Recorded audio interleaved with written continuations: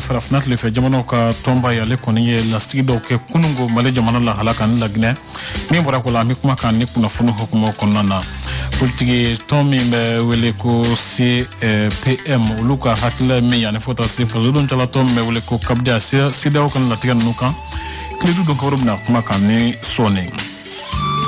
naranga fina do kula ba temne jati wala ke ko ni bingane wala do takanya sin hanga fina tikla ko ma yidno police kele ni tora akuda fe amna nya fulu funa soro ni kuna fulu kono kledu donc woro kuna funi mission robna fara uluka ni gola sewa makuma so kono André Traoré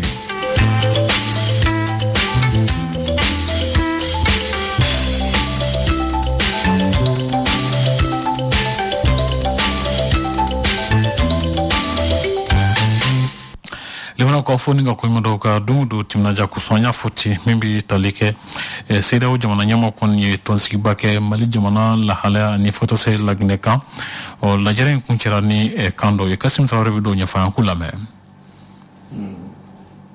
Seriao jamana kuntigu lutume nyayela akarakaw fe jamana kuntigi munun tume kenaka o Alassane Dramane Ouattara nana Akufo Addo ale Ganataye kata fara minye Umar Sissoko Anbalo ale Guinée Bissau o jamana kuntigi Niger jamana kuntigi Mohamed Bazoum ani Macky Sall ulude kumbe jamana kuntigu la o wa ira ka foko tobela jileye mogode blagata kata u jorofa jamana kuntigi duru de tumbe u ka bara kunchoro la ya ira ka foko Mali France la fanga nyama ku bina nyangini taka nyeshu uma ukana sikata dugutaga foila minye fana musaka mun waru mun bubulo ubuna no waru fana la koloshi yasa ku bali uka sika baraka ne awaru ye o jamana mun fana be no jesle kenani jamana ye kata fara Nations Unies aleni Union Africaine ka uya nyinu lu fe yasa ni nyangini min taraka nyeshi Mali France la fanga nyama uma ulu bela jileme seka udeme abara la tugum mi nyangini nye jakulu no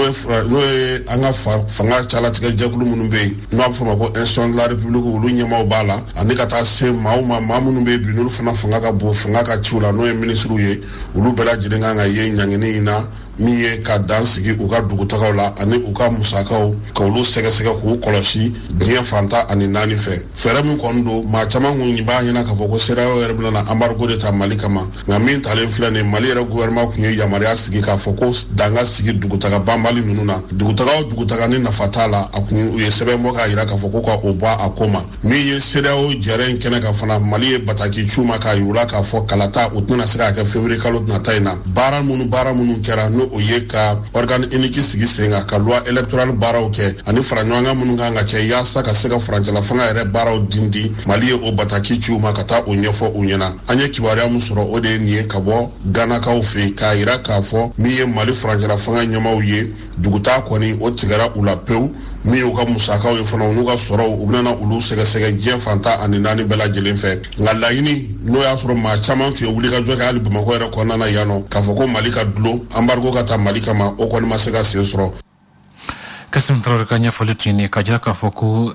CPM n'o ye faraɲɔgɔnkulu politiko siratigɛra olu b'a la ka cɛmancɛ fanga ɲɛmɔgɔw senkɔrɔma don a ɲɛmɔgɔ ye docteur Alain Bokumi ale min fa ko kan k'o lamɛn. Ayi nyangeli effectivement nyangeli minnu bɛ se ka gɛlɛya lase jamana ma mais maintenant gɛlɛya mun do dɔrɔn c'est à dire ni fɛn min taara mɔgɔ kelen kama an'u ka famille je ne sais même pas pourquoi CEDEAO b'u ka famille ko kuma fɔ ka famille jɔyɔrɔ jumɛn de bɛ Mali taabolo la même ça c'est des injustices parce que CEDEAO c'est la CEDEAO des peuples des individus n'a fɔra ko jamanaden kelen bɛ se ka taa plainte kɛ CEDEAO cour de justice la n'o y'a ɲangi alors que lui n'a rien à faire parce que je suis un parent un ministre que je suis responsable mais nin bɛɛ ye mɔgɔ minnu do an ka organisation ninnu c'est vrai k'a bɛ se ka min kɛ ni pression kɛra mɔgɔw kan ni pression t'u kan c'est pas la même chose et puis fɛn ninnu fana kɔnɔna na fɛn wɛrɛw bɛ yen u ko k'u bɛna fɛn kɛ le 12 décembre u bɛ se ka dɔ fara kan tuguni n'a sɔrɔ y a pas eu d'évolution je sais pas qu'est-ce qu'ils appellent l'évolution parce qu'ils savent que programme min kɛra Mali ka assise bɛ kɛ entre le 20 du 20 au 26 si j'ai bonne mémoire donc moi je vois pas nin fɛn ninnu kɛ kun ye mun ye quoi bon nin bɛɛ b'a yira dɔrɔn parce que u ka sanction kɔnɔ u b'a yira fana ko u b'a ɲini OUA ni ONU bɛɛ fɛ OUA c'est-à-dire UA quoi Union africaine u ka jija u ka nin sanction ninnu k'u dɛmɛ a ka kɛ mais ce qui est positif aussi c'est qu'au moins an ka premier ministre taara mun fɔ k'a bɛ fɛ ministre mandat ka kɛ robuste article chapitre 7 kɔnɔ c'est-à-dire u ka fɛn d'u ma cogoya d'u ma pour que olu yɛrɛ ka don kɛlɛ kɔnɔ olu yɛrɛ o laɲini ou bien an b'a ɲini Ala fɛ ko ONU ka o réponse favorable di o de nafa ka bon olu ni Mali cɛ n'u bɛ fɛ ka danaya sɔrɔ ka Mali dɛmɛ a ka sécurité ko la pour que sécurité ka taa mais élection ko kɔni o ye u ka teriw dɛmɛni dɔrɔn de sa u bɛ fɛ k'u teri dɛmɛ dɔrɔn de donc maintenant a bɛ se ka ko se Mali ma kɔfɛ ni sanction wɛrɛ wɛrɛ farala kan mais les fonctions individuelles la mɔgɔ min ka compte banque la i ko ko compte Hasim yɛrɛ kabini a kɛra président Hasim ka voyage fo n'a sɔrɔ o y'a invité dɛ donc n'u ko k'u ta so a ka bɔ c'est très bien donc si bina tumu mina kɔnɔ les kɔrɔbɔrɔ di sarsawada jumbu c'est-à-dire que Hasim yɛrɛ kun tɛ voyage kɔrɔlen comme u bɛ institution ko kuma ni ministre de la d'ailleurs avant que nin ka kɛra moi j'ai des preuves que ministre muso dɔ bɛ yen u y'a cɛ minɛ aéroport la ma mais enfin u m'a minɛ u banna ka voyage ka taa France ka ci la a dun bɛ deli ka taa Allemagne de don a bɛ deli ka taa donc nin ko ninnu y'a daminɛ mɛnna mais c'est pas un problème ce qui est sûr c'est que jamanadenw kɔni bɛ na bɔli wɛrɛ kɛ c'est sûr k'a yir'u ko k'olu de ta y'u ka jamana ye fɛn min daminɛna Mali la bi n'Ala sɔnn'a ma n'u ma janto olu yɛrɛ peut-être mɔgɔ wɛrɛ de bɛ t'u représenter parce que olu yɛrɛ ka jamanadenw bɛ wuli kama. Docteur Alay Bokum ale ka ɲɛfɔli tuni fasodon cala tɔn bɛ wele ko CAPDH ɲɛmɔgɔba ye Negetin Jara ye ale min fɔ sidaw kan latigɛ ninnu kan k'o lamɛn. Fɔlɔ ne bɛ miiri k'a fɔ u ye hakilina minnu ta a tɛ taa jamanadenw juguya la u ye u ka sanction minnu ta sanction bɛ ɲɛsin mɔgɔ dɔw de ma autorité dɔw ma ani u ma surunyana mɔgɔw ni an ye jateminɛ kɛ fɔlɔfɔlɔ la u dala ka latigɛ dɔw kɛ latigɛ minnu ni o tun bɛ taa jamanadenw juguya la donc cette fois-ci ni sen na u ye latigɛ minnu kɛ an bɛ jateminɛ kɛ k'a fɔ latigɛ ninnu ɲɛsilen don jamana ɲɛmaa dɔw de ma ani u proches filanan an ka autorité ye fɛn dɔ kɛ mɔgɔ bɛ se ka mun fɛnɛ apprécier ka sɛbɛn bila ka taga k'a fɔ u tɛna se ka kalafili kɛ février la k'a latigɛ k'a fɔ mɔgɔw ɲɛna bɛɛ ka bɔ a kalama o ye fɛn ye mun bɛ se ka apprécier kamasɔrɔ mɔgɔw tun mɛnna gunban kɔnɔna na yala kalataw est-ce que u b'a fɛ ka organiser février wala u t'a fɛ ka organiser février u kuma u ka hakilina jɔnjɔn di u kan an bɛ miiri k'a fɔ a ka fɔ a ka dɔn o ye fɛn ɲuman fana ye m'a fɔ k'a fɔ a ka reporter n'o ye n ka hakilina ye nka k'a fɔ ka a yira k'a fɔ an tɛ se ka organiser nin wagati in na o fɛnɛ o bɛ mɔgɔw bɔ fili kɔnɔna na fɛn wɛrɛ minnu bɛ yen n bɛ se ka mun apprécier u ye a fɔ k'a fɔ u bɛna ɲini ministre fɛ a ka mandat a ka kɛ mandat robisi ye mandat in a ka lutte contre terrorisme a ka o ta a ka baara kɔnɔna na o fɛnɛ ye fɛn ɲumanba ye n bɛ miiri maliyɛn fanba caman tun ye nin kuma fɔ ka ban k'a fɔ ministre ka mandat a ka yɛlɛma k'a sababu kɛ a adaptelen tɛ contexte la maa o maa n'i b'a fɛ ka bɛn sabati Mali kɔnɔ bi n'i ma terrorisme kɛlɛli fara i bolo kan i bɛ baara fɛn o fɛn kɛ tɔ b'a jɛ ne bɛ miiri hakilinaw b'a kɔnɔ minnu tiɲɛ yɛrɛ la mɔgɔ bɛ se k'a fɔ minnu ka ɲi an bɛ miiri k'a fɔ u ye sanction minnu ta u bɛ se k'a waleya jateminɛ y'a yira k'a fɔ u delila ka sanction dɔw ta tɛmɛnen ninnu na bɛɛ b'a dɔn k'a fɔ u tun tɛ se ka waleya o fana ti fɛn ɲuman ye n bɛ miiri k'a fɔ sen na décision talen réalisme b'a la c'est-à-dire u ye décision minnu ta a bɛ dɔn k'a fɔ u bɛ se ka décision waleya o fana ye fɛn ye mɔgɔ bɛ se k'a fɔ tare o kɔfɛ sa ka jira k'a fɔ ko parti politique 27 olu kɔni ni ADP Maliba ye tɛgɛnɔ bila kɛ sɛbɛnna min b'a jira k'a fɔ ko jamana ɲɛmaakala ta nata ninnu u bɛna jɛ ka baara dɔw kɛ ɲɔgɔn fɛ Maître Ablaye Sidibe ale ye ADP Maliba ɲɛmɔgɔba ye an ka jɛ ka ɲɛfɔliw lamɛn. Nisɔndiya ni wasa de b'an bi wulada in na yanni an ka se politikitɔn 27 ma bi wulada in na politikitɔn 20 utu kalo tile 7 olu y'u ka laɲini kɛ ka fara ADP kan bi an bɔra 20 na a kɛra 27 ye siga t'a la kalo nataw ni wagati nataw la a bɛ se Mali politikitɔn bɛɛ finalement bɛɛ bɛ n'i yɛrɛ sɔrɔ ADP Maliba kɔrɔla la ka ɲini an maliyɛn ni jamanaden bɛɛ fɛ an bɛɛ k'an bolo di ɲɔgɔn ma walasa an ka camancɛ fanga in senkɔrɔma don cogo min na bawo camancɛ fanga in ka réussite o ye Mali bɛɛ ka réussite an bɛ gɛlɛya mun kɔnɔ a ma dogo mɔgɔ la n'o ye sécurité ko gɛlɛya ye n'o ye musaka ko gɛlɛya ye hali n'o ye grève taa ka segin mun bɛ ka na ni malidenw ma bɛn ɲɔgɔn ma k'an bolo di ɲɔgɔn ma ka don da kelen fɛ ka bɔ da kelen fɛ a bɛ gɛlɛya walasa jamana bɛ se ka bɔ ni tɔɔrɔ kɔnɔ o de y'a to an y'a fɔ an ka kumaw la parti ɲɛmɔgɔyaso y'a kanu k'a fɔ sigiba minnu kan ka kɛ nin kalo kɔnɔ n'a bɛ fɔ a ma assise nationale de la refondation ADP Maliba bi yɛrɛ a sigi kɔnɔ ADP Maliba bɛ taa o tɛ ko kura ye parce que ADP Maliba bisimila an b'a fɔ mun ma la politique de la chaise vide an ma deli k'o kɛ lajɛ o lajɛ bɛ kɛ ADP Maliba bɛ taa a ka hakilina ye mun ye a n'a ka bolomafara ye mun ye faso jɔ ni jamana jɔ la an bɛ taa n'o ye a b'a dɔn mɔgɔ min b'a fɔ tubabu b'a fɔ ko celui qui a planté un arbre n'a pas vécu inutile Jiri Turu y'an ka parti ɲɛmɔgɔba n'o ye président d'honneur ka ŋaniya de ye fondation Maliba cadre kɔnɔ n'o y'a ka fondation ye b'a dɔn k'a fɔ fondation bɛ baara caman kɛ mun ye jiko ni kalanko ni kɛnɛyako ye o kɛrɛfɛ a y'a jateminɛ k'a fɔ an ka sigida n'a bɛ fɔ mun ma environnement qu'il est temps bɛɛ k'i bolo di ɲɔgɔn ma ka an ka sigida lakana o de nana n'a ka jiri ba 61 turulen jamana fantan ani 4 na o hakilina de nana n'o ye.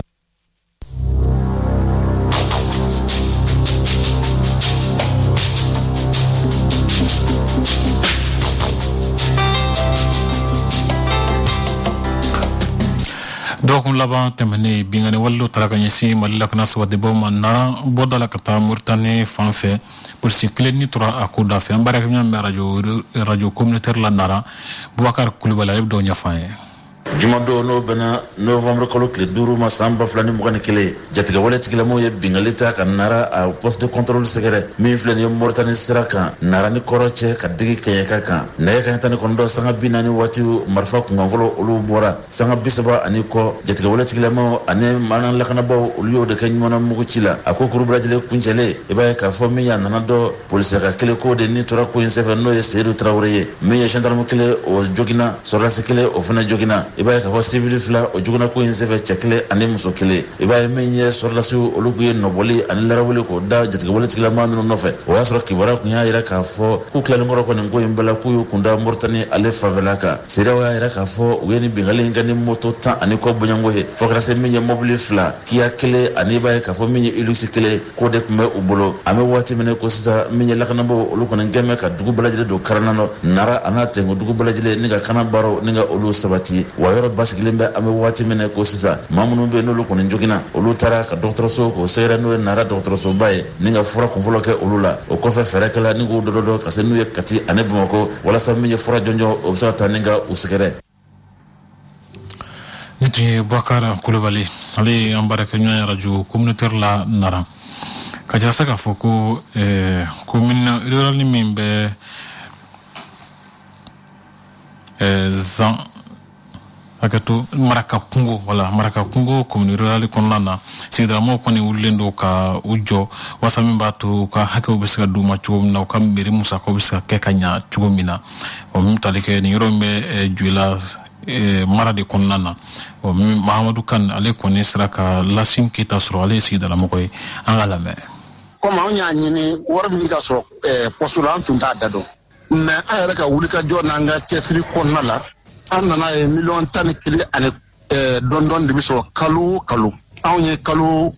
tan kili ndeke o kalu tan kili dungu do am kalu am million tan ane kili ni don de so bo jeni ango bare ndamina o ya so alere ube posiguna ka jire masite tafando awarla sansa wani kalu woro masite tafando aworkula anga leni ko ne femi sesa o sansa wani kalu woro min kera o wori kera la o mun mo Komi dum bela jirende mago be o wari na kwa ya fam ya parce que komi ka hage do komi ka do donc am mago be o de warla bon ko on yere dana ta ga dam mamu nga ko lu bla anga meri kuna na an voto ne ku danga ko komi kuna la o le ya konso bela jirende komi de un jamfa ka komi dugutigu jamfa bo chena ma jeni o ye kwa Bamako kono ya dabanan na temesira mbe sanfela no esangerie gela babe atemena bi sigdala ma wulu sabla akeme nyama bonro yi maram ko ati ale munu no salo ko na sira nan kalame échanger mistigilendo cinématique utogola krengere ni ala dabadani fanfe bozula ni sugu frontière o kelembe gelea baye kanyeshi firikelauma ani bozula kaw yerema sabula ni échanger kufole ndabula munkama amakoyi anga madama dolame bon essentiel kera re wala sa lafia bisega na sina mo tugu bulu chugo amna bisega stratige lafia la na era e mo te yela ka yere yere be nu na kasa bulu ere ko wa kera ina go mi nyamantoro do si za kwa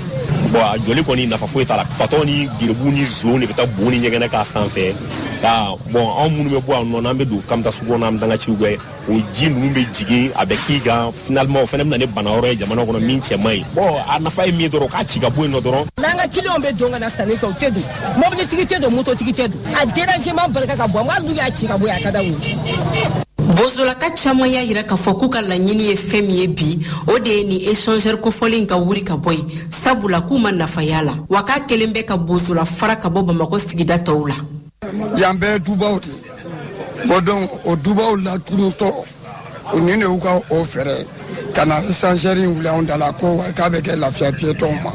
chorobaw ni musorobaw de bien olu be se ka wuli to di ko lu be tagama ka yeleni sanfe échanger ko achika bwandala ko anga strada libre ni bozula kachama ya ira ka foko ni échanger ko folen ka wuri ka boy do ya ira ka fo ko fere damado be mun kan ka tike anga nyama ufi mais malé ma femme suna duguba chama be ni ni ngaburaw ni kan lafiya kam na ma ay ni ko na jawaba do jamana mi ami quartier mi ami chamantel la sadri ville ko na fa ka bo mata aba ke sisa na ja bi police kele sikia ka police kele sikia kuna oya na ma ka police ay la gardi to ta ko blaka dobla ni mo mi yalla sa fa ni ko go attaquer la gardi be police no no le mi fuye o ga segna alla kra mo fla o be mo saba o ga sigé sanseri sanfé mo ga na ta sunani mo ga sanfé mo ga na ta mo ga attaquer sanfé donc où sigi mo ba ke te stress ça ana sigi ya ko surtout quartier mi la o ga le ka mo ka nafa ira mo la kum ya to ajora quoi donc akeli na ko mi ga war la fili quoi parce que ni war duna fena na tiga barage o gono gera war la fili re Abdul Kafa Touré Bozola dugutigi aka fola ni échangeur sigilé Bozola amake kunfe baray kunu ko ka wuli ka boy ne ba fu ka tuyi ana green ka fo ama wele kana ke ya good ina ngana dépense min kera na il faut voir n'angrina ko ba bes ma boy ka o chema ine amba ula donia ka fo ni échangeur mi flé dabadani en fanfé Bozola ni suku frontière adabola wala sa mauka sirati ke noyala nga akelembe bi nyamantoyi fataw shioro benkanikelaw ani drogu talaw shioro yi Madam Kuyate ka nyafoli tuyeni Kasim Traoré musona hukumu konnana aleni Aminata Jagite masala kulame Pe musulmana kene beta nanye somakolo baile mali o ngana do aleka kene konnana noyi Aminata Jagite ne ejom do anito atelier de formation de kononana ne projet do de la abaraga mo do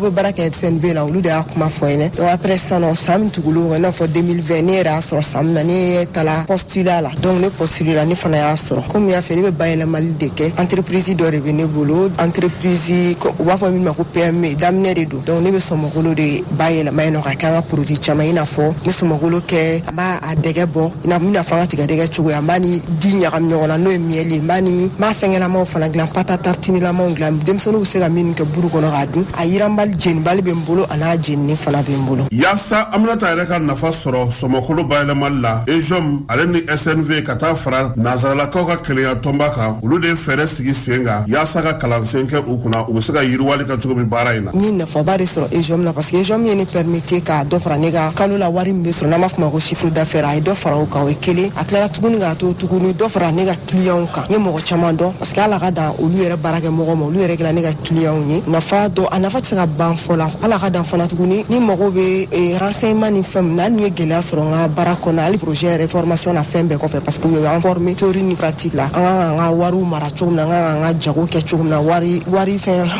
chumna donc ya an degolu bela tiado gela be bara bela jirena nga Aminata Jagite ka fola kalansen nunu ya to ulu yuta anu blado ani kada u yere la bara en ketugo nyuma nafa soroli la ala baraka mo wali sini ni gele ni soro nga bara konona na ni mata SNB la meta APJ la ulu yere kala ne bolo pembai ani tuguni ina fo ay feno be no fona ayo fana nyani parce que ina fo kada yere la formation konna no soro na ma fo ko confiance en soi ni estime de soi no donc ay ne permettre ko chama soro ni ene rebe ka sega joka kuma fe fere ni femme ala ni ulu sababu ala parce que ya yira ni la ko ne ado formation ko na ko ni kayere baraka na kan se jamana kuma ne kan da yere kan da bi femke donc obey anafado Jagite muso ya yira ka fo ale na nywana chama ne bebi u kan ni kalansen ke yasa u se ka tono soro tugum Aminata Jagite ale be somokolo baile malike te ni ne kan la dili kan di muso nyoko ma ne kon ba fi ngo ugu chesiri ngo u ka wuli ku jo ka daw yere la u bina fem ta u ka daw la u ka dalu ku ka fem ta u sebema u ka blu kuna anyame mogom na mogom fana ba nyama ina fo sono minu ya dam na nye anti se ka giringa soro lula donon anga tananga ko donon ibeta ko mogo wa fo bamananga na mogo wa fo na mi ta misi donc anga tan ko donon ni beta donon ibc la partir lentement et mais sûrement comme on va faire comme la toi kana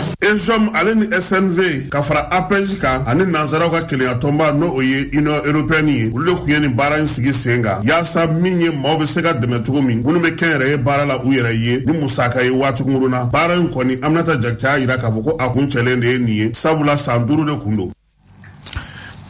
Kasim Traoré ale kan la sele ko fe majra ka fo Mariam Kayda Masribe ni ali tinge mali premier ministre Koroye atete ka premier ministre labane do ka to jumana nyam ko ala ale ko ne fatura Tunisie jamana konana afure ko ne be strola kanale bamako ni ala sona machine aka suku nyobe ke bamako yadno o ko konana musu folo do mi kada premier ministre mali jamana kono Amazon muso ka nyamako ba Kadija Fofana ale yi hakila di banko folenga fatuli kan kalame Ayiwa bi an dusuma kasanen do Mali bɛɛ lajɛlen dusuma kasanen do bi ka da kan an ka yiriba dɔ binna n'o ye Madame Cissé Mariam Kaidama Sidibe. Madame Cissé Mariam Kaidama Sidibe kɛra maa ye maa min ni muso fɔlɔ don n'o kɛra premier ministre ye anw ka jamana kɔnɔ yan Mali kɔnɔ yan le 3 avril 2011. Le 3 avril 2011 kana se 22 mars 2012 on bɛ se ka bisigi k'a fɔ a ma foyi kɛ ni san kelen tɛ jani ATT ka fanga bɛ dafiri. Donc anw bolo ni ye monument de binnen parce que fanga ye Ala ta ye maa min y'a diya a b'a do tigi de ma. Mariam Kaidama n'i ye Mali ta k'a lajɛ k'a daminɛ présidenya la ka na premier ministeriya la ka na se président de l'Assemblée ma musow yɛrɛ ka hamina n'u ka jɔrɔna kow ye mun ye an b'a fɔ tuma bɛɛ k'a yira bɛɛ la ko anw ka ba Maliba a ma deli ka muso sɔrɔ ka bila o poste ninnu ɲɛma. Donc nin yɔrɔ la an bɛ tasibila kɛ ka taa an ka président Amadou Toumani Touré min hakili tora nin na k'a dɔn k'a fɔ ko musow fana ni nin jɔyɔrɔba ninnu ka kan. Donc Mariam Kaidama pour nous ale bɛ Mali histoire de la a bɛ Mali histoire la désormais i n'a fɔ Amadou Toumani Touré min ye nin waleya in fana kɛ musow ye o fana bɛ Mali histoire la cogo min na. Donc an bɛ se ka fɛn min fɔ o ye ka tasibila de kɛ ka taa an ba in ye Ala ka lahara sɔnsumaya ye ani alisilamɛsiw bɛɛ lajɛlen a ka a dɔn k'a fɔ a taara ka hamina minnu ni jɔrɔnako minnu to a la an bɛ dugawu de kɛ jamana in n'o hami kun b'a dusukun na an bɛ dugawu kɛ Ala bɛ se ka jamana in basigi cogo min na ka dugawu kɛ a ka denbaya yɛrɛ fana ye an kɔrɔ n'an dɔgɔ a n'an fa minnu bɛ yen ka Ala ka se ka u ɲɛji cɛ ka lasegi da n'u ma ka dusukun lafiya di a n'u ma. Hinɛ Mariam Kaidama Sidibe la ni ne bɛ dan sigi donc o la dunaya nin de ye kuma so kunna Andre Traoré Amara Kone Bakwale kun bɛ sira kɔlɛ la